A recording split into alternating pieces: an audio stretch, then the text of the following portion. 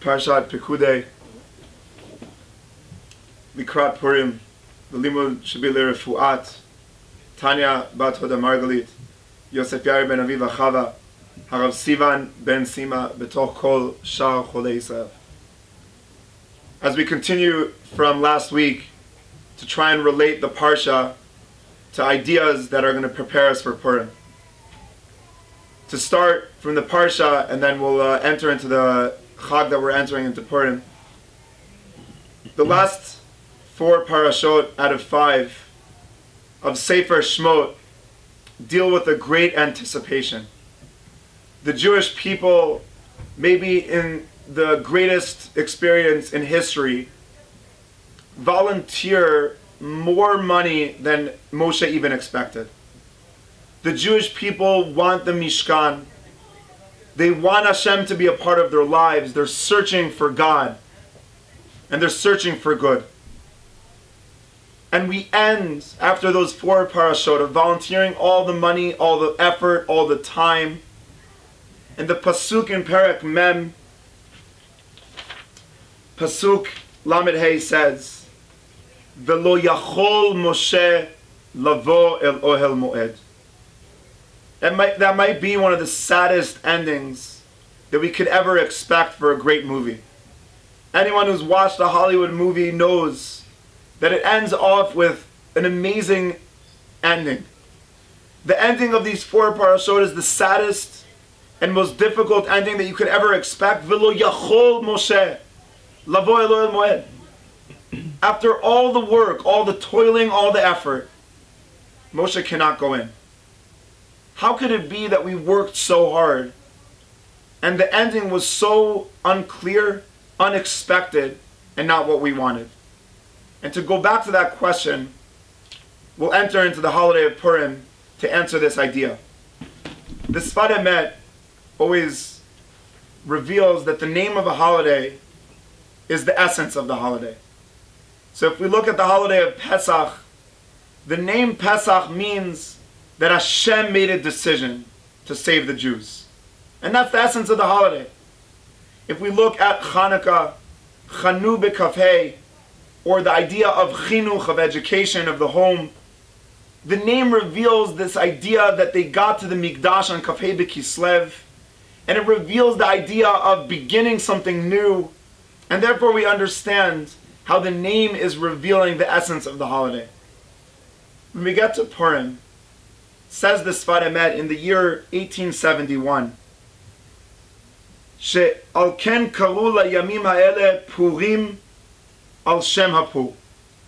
The ending of Megillat Esther says that the name of the Chag will be Purim, and it says al Shem HaPur because of the lottery. So 2 questions the Sefat Emet has. Mashma she'ikar hanes tole bezeh. Ki ech yikra Shem hayom al davar tafel she'eno ha'ikar. The first question of the Sefat Emet is, what is so essential about the lottery? How could it be that this lottery became the name of Purim? You could have called it Mordechai, you could have called it Esther, you could have called it Hatzalah. There's so many great names, so many great things that happened, so many positive things that happened. The poor, the lottery is so negative.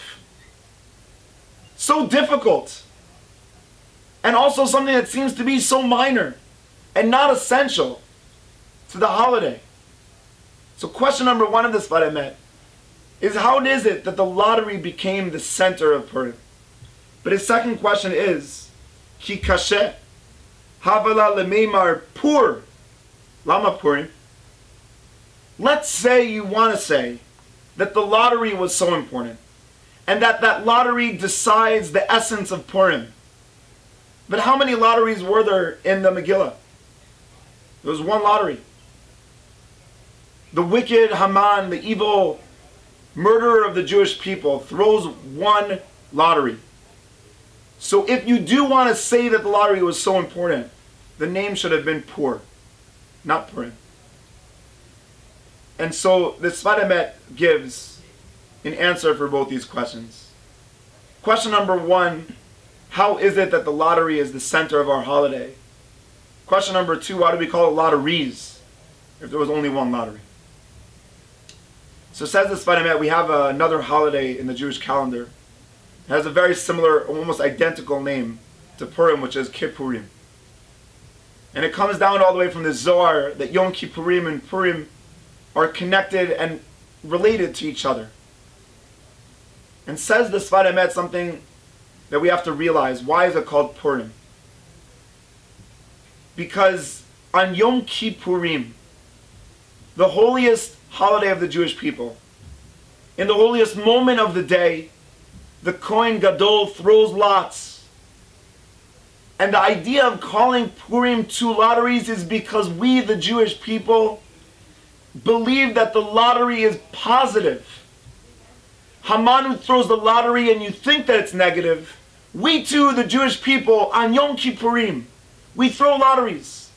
And therefore we must ask the greater question, what is the idea of a lottery? When Haman throws the lots, he wants to say, not only do I want to destroy the Jews, I want to destroy the idea of the Jewish people. The idea of the lottery is to come and say, it's all a coincidence. I'll murder you, but not only do I want to kill everyone, but I want to do it in a way that's just coincidence, nothing matters. It's a lottery. There's no real idea behind what's going on in the world. Everything is chaos. Nothing really matters. God doesn't really care. And Haman and Amalek, in the most powerful way, say to the Jewish people, you have such clarity on God. If you have such clarity on God, then why is the world so broken? If you have such clarity on God, then why are things so bad? If you have such clarity on God, then why is God so distant? And maybe God is distant because he doesn't care. The lottery is Haman saying to the Jewish people in their faces, God doesn't care. And the fact that there's so much doubt in the world is because God left the world. And we, the Jewish people, also throw lotteries. And we say to Amalek and we say to Haman, you are right. The world has so much doubt. And we believe that the doubt is the greatest present that God has given us. The idea of the lottery is to come and say in our Yom Kippurim that the lottery means that Hashem didn't make clarity because he wants you to make clarity. He made a world full of questions so that you'll create the answers. He made a world full of lack of clarity so that you will create clarity. And so the name of Purim is the name of a holiday which comes and says that doubt that is revealed through the lottery is an opportunity to create clarity. That the more something is important in life, the more questions you'll have on it. Any one of us who have stood under a chuppah, we know that the greater the moment is, the more questions you have. Will I be a good parent? Will I be a good husband? Will I be a good mother? Will I be a good friend? All the questions that we have. The more important, the more doubt. The more significant, the more the fact that the idea of that significance is going to be revealed through so many questions.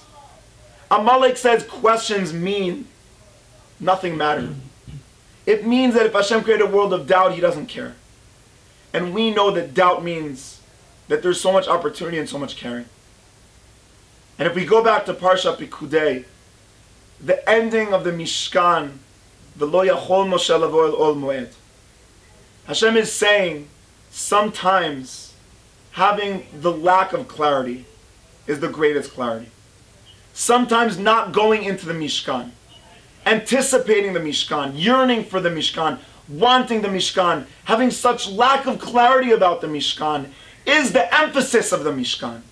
If you want to have a relationship with Hashem, do not be afraid of doubt. If you want to have a relationship with God, do not be scared of questions.